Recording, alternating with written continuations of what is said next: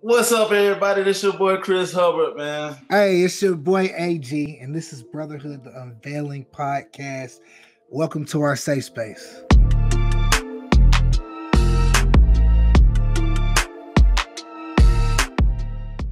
Yo, my brother, what's good? What's happening? Look, bro, we back again. I mean, we got a lot of them going right now, right? Literally, bro. I'm trying to figure out, are you having a good time though? Bro, this is literally helping assist in my life, my daily life. Like I look forward, like I say all the time, look forward to this. This is the highlight of my week. Hey, look, you have no idea, bro, because we all need it some type of way. We all need the safe space to be able to talk, be able to vent, be able to get going. You know what I'm saying? This just, like you said, it helps me out through the day too, bro. Like this week, though, man. Ooh-wee! Without further introduction, man, we got our boy Mark Harrison coming into the stage, man. Hey, what's happening? What's up, people? What's up? How you doing? All good over here. What's up with y'all? Hey, man. Living the dream, man. Living the dream, man. Living. Yeah, I like that. How you doing today? I'm good. No complaints. You know, I'm breathing. Good. I woke up. I ate a meal. Well, actually, I ate a couple meals. I'm good. You gotta get that brain food, man. That's all it is. Man, do I? I'm gonna start it off, but just by saying, because I love giving people their roses, man. Mark, I want you to know I appreciate you. I know Chris does too, and just how you embrace me. Yeah, but real talk though. I mean, y'all have been a blessing to me. You know how they say people come into your life for a reason, a season, and a lifetime? Absolutely. And I definitely classify both of y'all as all three. You have definitely helped me. You know, you don't even know sometimes. Yeah. You know, when I'm reaching out to you, we're just, AG's just off the chain. Hey, he's just a whole nother. Chris is the calm factor. You know, I call him the quiet storm. Absolutely. You know, but it's been a blessing. You know, y'all brothers have definitely helped a brother out. Tell the world about Mark Harrison. Let me see. You know, a black man in this world surviving. I'm just really trying to just make it in this world and spread a message for black men about checking on their mental health. And for me, why mental health was important, and I'll just tell a little story. One of my homeboys killed himself, and the effect that it actually had on me. And I really didn't know how much it affected me until I really started talking about mental health. And man, you talking about opening up suppressed feelings that you know you didn't have. Right. You know, here I am 50 years old and thought I had just let some stuff go. Real talk, I didn't, you know. And for me, it was the abandonment of my father, you know, the effect that it had on me, you know. And I tell people, yeah, I had a male in the house. He was my stepfather, but I knew he wasn't my dad. Yeah. And as a young boy, teenager, and even going into manhood, I still long for that relationship with my father, who was still alive, and realizing how it affected my relationships, how it affected my friendships, and it just basically impacted me in a level that I never thought it actually could. Ooh. Man, that's real. So you already started off with the father role, man, and a lot of guys out here, you know, deal with the same thing. You know, for me, it was a lot different. You know, I was raised with a grandfather in the house, you know what I mean? My dad lived probably 2 hours away where I'm raised. And, you know, I had somebody to look forward to and look up to. He kind of showed me how it works as a man. Yeah, and I'm going to say something real that I probably never shared with anybody. When people talk about mentors and male role models in your life, who were they? And I sit there and I literally have to think I don't have any. You know, not saying that my stepfather was a bad guy, because he wasn't. Right. But I didn't look to him as a role model or a mentor, because subconsciously he knew I wasn't his. You know, and he did his best with me. You know, he loved me, but I don't think he loved me as if I was his. You know, so, you know, and I still get impacted by that as well. You know, it can be something I see on TV that will trigger that emotion. And, you know, for me, I always go back to the Will Smith episode. It was great seeing you, son. You too, Lou. In that situation when Will's dad came in town made all these empty promises of what he was going to do. And the day of them actually connecting, he went right back to being that man that Will knew he was. Yeah. You know, that absentee father. And I can remember being on the campus of Morgan State University with probably 12 dudes in my room watching that episode, and all dudes in my room were crying. And I'm like, yo, I'm not in this by myself. But here I am, 50 years old, and I told AG this. I saw that episode a couple of days ago, and it still had an effect on me. And I knew what was going to happen. I could probably say the lines, but them tears were still the same as if I was a little boy. Those emotions never go away. Like even last week, the person who murdered my father was murdered. And I felt like the same way I felt when I pulled up to that scene and saw my dad laying there. You know what I mean? Like I didn't feel like, oh, it's a relief. Like the community will kind of make you want to feel like it was more or less like I thought about his kids. Like his kids are gonna feel exactly what I felt. Right. You know what I mean? Like, and for me, my dad was my dad went to prison when I was 5, and so it's a lot of shit that like I think about now, man. That just it fucks with me. Excuse my language, but it fucks with me just because, like, you never know how deeply that shit hurts you until you grow up and you have kids and you got to sit with yourself and realize like the stuff that I normalized for so long because it was normal really was some of the stuff that is, you know, I held on to inside. It's been like a big old bag for me. And so in that moment, man, I cried, bro. I cried real tears even on his death anniversary. I had a mixture of feelings going on. You know what I mean? And bro, it's rough, bro. I think people don't realize like that father figure is just different. And even Chris, even with you had grandfather, but what was your relationship like with your dad? Did you get to see him often? Yeah. How was that? I ain't gonna say I had it good, but man, my granddad was my road dog, man. And you know, he died when I was in college. I felt like that was my dad, you know what I'm saying? Because we were so close and so tight together. He know all my secrets, you know what I'm saying? I told him secrets that I knew from the streets. When I was walking the streets, I told him, and he just telling me to just like stay out of those situations. So man, I feel like I had it good with my dad's situation, man. I don't have no bad parts, but I will say this though, when my mom, you know, my mom got married to my stepdad, you know, they were together. That's how I got my little brother and little sister. You know, my stepdad was cool, but it's still not my pops though. Yeah. At the end of the day, like I still feel like I'm kind of scarred for the stuff that my stepdad did to me. You know what I mean? Like being whooped, you know what I'm saying? Like naked and stuff like that, man. It was just one of those things that I cried about, had to get over it, but it's still bundled inside of me, you know. Yeah. It's still there. It's still there, but it's just things I still got to work on, man. Yeah. And then Mark, you know, you talked about abandonment. Talk more about that. Like what? Yeah. How did that feel coming up? It actually still feels the same right now. The feeling and emotion actually hasn't left me. Abandonment is real when you feel I am the oldest kid, the oldest grandkid. So I was kind of like leading the way, but doing that, I watched my cousins with their fathers, you know, and this is before my mother and stepfather got married. And even when they were married, I still was missing something, like my father taking me to a game. I learned how to ride a bike because I got on a bike and did it myself. I watched my stepfather with my siblings. You definitely see the difference. So I always go to that, does he love me or why doesn't he love me type of situation. We as man, we hold all these things in, man, that we've been in the past trauma life and what we deal with. We want to be so strong, man, and it's just like, how much can we take? You know what I'm saying? How much can we bear? Because I gotta let it out, and sometimes I can't. Like I told you, I can't put words to how I feel.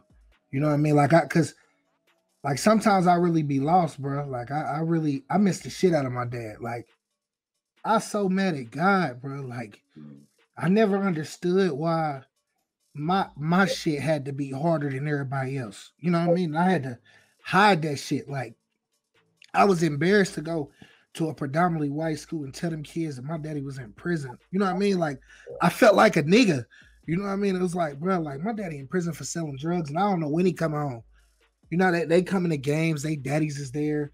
I played football my whole life. My daddy seen 2 games.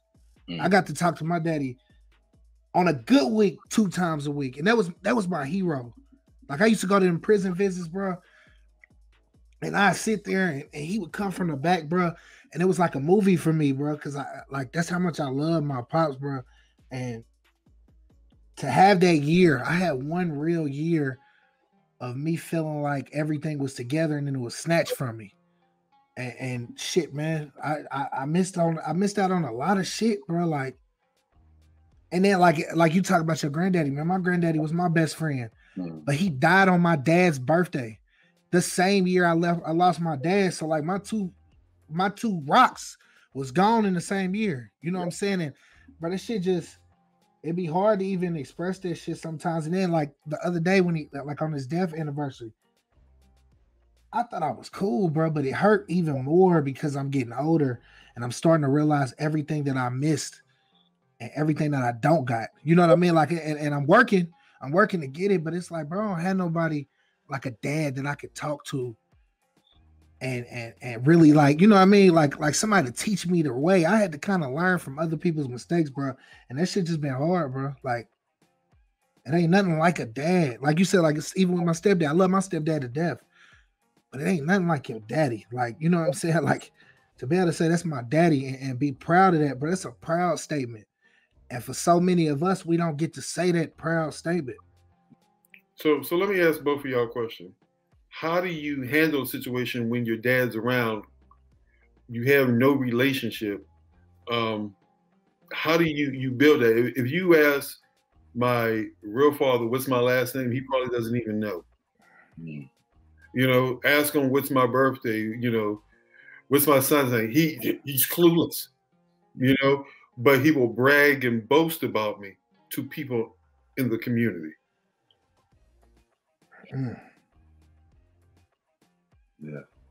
Yeah. How do you handle that? It's weird. We are Facebook friends, and just I haven't talked to my real father.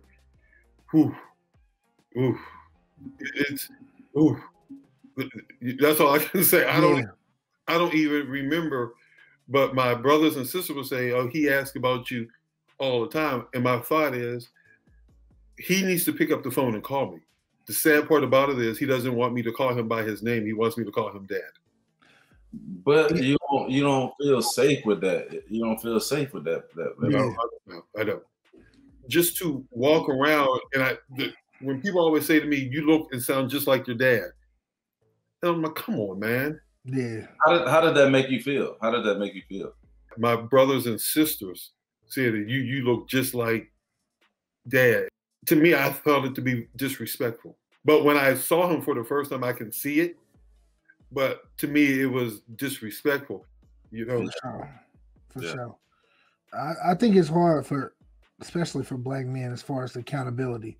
Right. You know what I mean? You said there's a lot of people who know your dad, who see him in a different light than you do. And I think sometimes people may attach themselves to that good light, and then that bad light, it scares them. And so for him to get in a relationship with you, he has to face that. You know what I mean? And think about how many people we know that can't face their real reality. Like, they've built this facade that really isn't the full them. You know what I mean? Like, he'd have to literally face that, because coming at you, this is something that hurt you. So he's gonna have to hear you. He's gonna have to feel you. And my goal is to I'm not going to say repair it, but to address it before he leaves this earth. Yeah.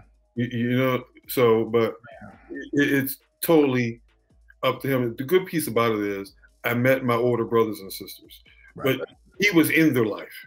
Yeah. You know what I'm saying? It was like, dang, I missed that. Right.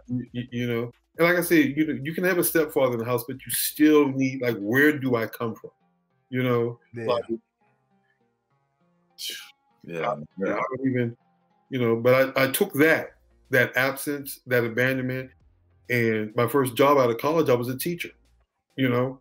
So my young boys who were in 4th grade, who I saw going through the same, you know, similarities, you know, I became that dad, you know, as much as I could possibly do, Right. you know. But that was a whole lot of weight for me too, and I was like, you know, I don't want to do this, you know, because nobody has done it to me. Yeah. But on the other side, it's like it's not fair to these young boys because they need that nurturing, you know, sometimes that discipline and just that, hey, I care about you. You can make it. You know, I didn't have that male role model pushing me to be the best.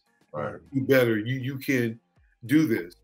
And I just really learned that one from my grandmother. My grandmother was my rock. You know, yeah, and me graduating from college was really because of her. I went to school because of her.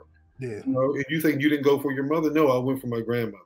You know, me getting the jobs I had and doing what I do, you know, it was for her. Regardless if I lived in Georgia or anywhere else, if you need me, I'm on my way. Right.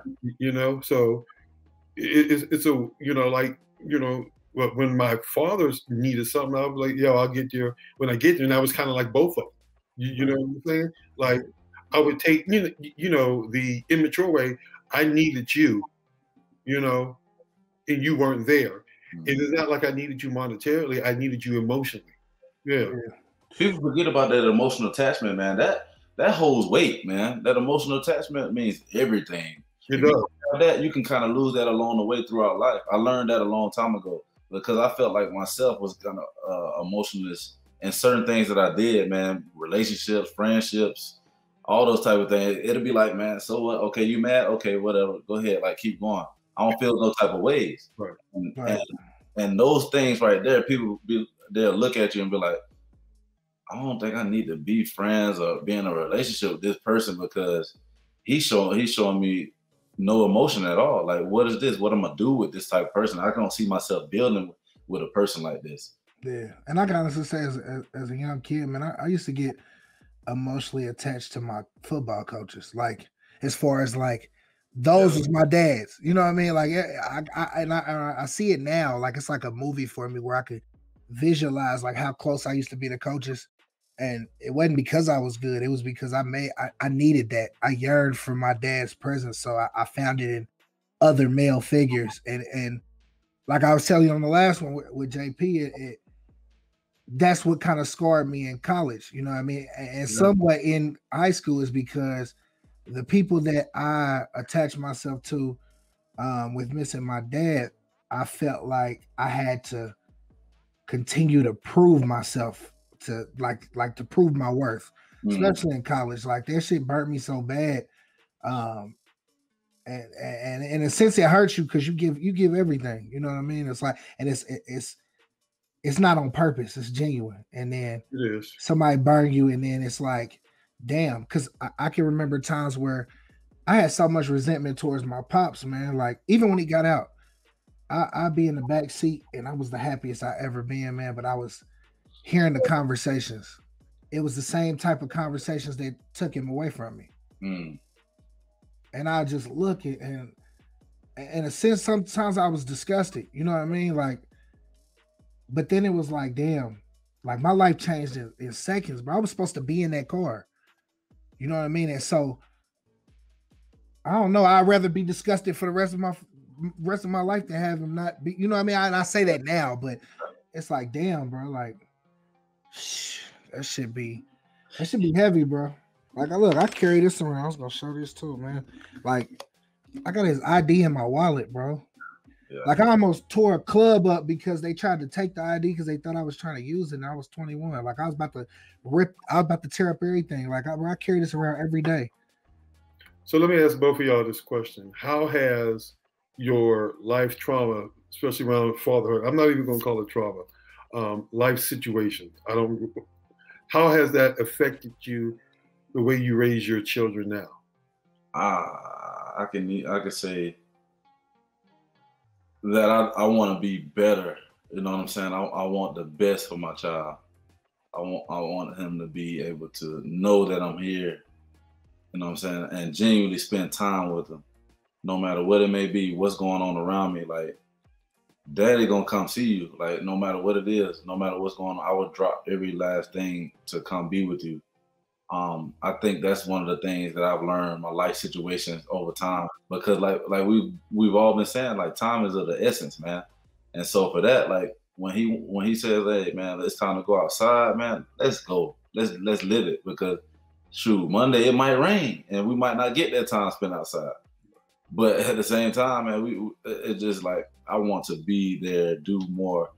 I feel like I'm failing him on because I'm not there. And sometimes I feel like I failed him because of my marriage. You know what I mean? Like, that makes sense. Like, I feel like I let him down in a sense, because I always wanted the family. I always wanted the family, you know, and with my child, the child of my mother, wanted to kind of make that thing work. But life has its own course of action, and being able to show you and to see that how you're able to maneuver when those things are done. Like, my marriage is done. Okay, cool. I have to be able to co-parent. Okay, cool. Whenever I have to get my son, whenever we spend time together, we're gonna make the best of it, man. That's it. Never feel that you failed your child. Absolutely.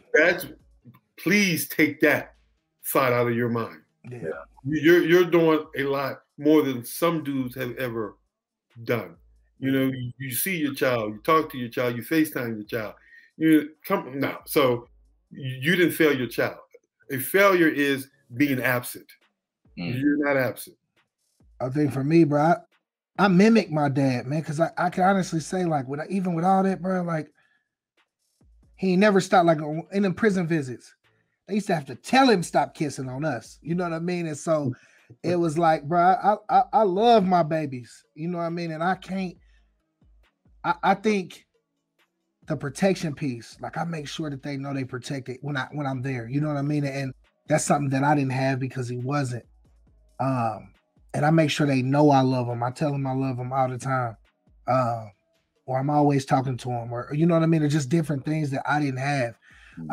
I think the negative effects on that is, like, it scares, like, my worst fear is not being there, like being taken from them, like what happened to me. Like, I don't fear anything because I know I can't control it, but that there, like, even thinking about it is heart-wrenching. So I just try to move so that I can be there. Like, I try to build so that they can live how they, like, the kids I went to high school with, them kids they had generational wealth, you know what I mean? Real generational wealth. And so it's important for me to build something for them so that they don't have to struggle like I did. Like, I could not have no friends, but I got my kids. You know, we talk all the time, man. We don't even talk about football, you know. Even with bro AG, man, we don't talk about football. None of that. But it's just like being able to have y'all and being able to talk to y'all, man, and on a mental health way, and even outside of mental health, man. Y'all really helped me, man. Literally. Y'all really helped me in a way to, like, to be able to think clearly. Don't go into a way of a funk, you know what I'm saying? Like, because I had them times, man, literally had them moments. Shoot, I almost had a moment earlier today. Both of y'all know that, you know? Yeah. Right. And y'all, like, really talked me out of that in the sense of, man, you know, it's more to life than just what's going on in that state, you know what I'm saying? So I just appreciate both of y'all, man, like, from the bottom of my heart, for real, man. And even this conversation about dad, man, really helped me to, like, go back and shed light on things that, you know what I'm saying, I did with my grandfather, things that, you know what I'm saying, my dad did, and even my stepdad did, you know what I'm saying? Like, crazy. Like I said, I think I still need to have some conversations about my stepdad thing, man, because that stuff right there lingers, you know? Yeah. Yeah, most I call y'all my big little brothers. No. For sure. Oh, y'all. You know, we were brought together for a purpose. Right. For sure. 100%. Yeah. Hey, God made no mistake, man. He know who he put his kings around. You know what I'm saying? Like, he definitely know how to guide us and try to shift things on. And he sure enough and did that, man. Like, I feel like we got a lifelong relationship, man. This is gonna go. he maneuvered us together, but he also moved some people out. Oh, yeah, It's been like crazy quickly since I've been doing this, going through this whole process. Yeah, it's like, wow, you get to see what's really going on. You know, one of my prayers is always clarity. You know, and I had, you know, I was afraid when I got clarity, but it, you know, God don't make any mistakes. You don't. You know, growing up, I had to be hard. You know what I'm saying? Yeah. If something happened in the street, either I'm gonna break a bottle, pick up a brick, but I'm gonna handle the situation. Right. I don't have to do that anymore, and it's just like the weight that it has taken off me. I sleep better now. You know what I'm saying? My friendships are probably more genuine. You know, because I'm having those real conversations, and I am. One thing I told somebody, I said, now I wake up every day. I'm glad I'm waking up in the morning. You know, before I didn't care. Now I'm glad to get up in the morning to see what actually life is actually going to throw at me. Absolutely. You know, so this for me has been therapeutic. You know, I appreciate both of y'all brothers. You know, we are all in 3 different states, but it's crazy if people knew how we just link up sometimes and just we make it happen because we want this. We want this. Right. Yeah. Like I said, man, this friendship's gonna go a long way, man. Right. You know, I stop everything what I'm doing and answer that phone, man. Whatever. Mark, you know that. Like it'll be like, hold on, you know, I'll call you right back. You know what I mean? You know the same thing, bro. I'm gonna call you for sure. I got you though. I got you. Yeah. Because when AG calls, I get off the phone unless it's a female.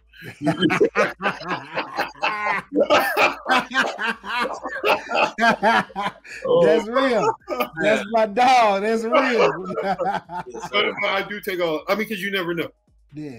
You know what I'm saying? Yeah. You know, but fortunately, you know, we created that safe space, and I want more Black men to do the same. Man, thank you so much for coming and blessing us, man, and having this safe space with us, man. This is exactly what we want to create this space for. This is Brotherhood the Unveiling. Let's get it. Let's get it.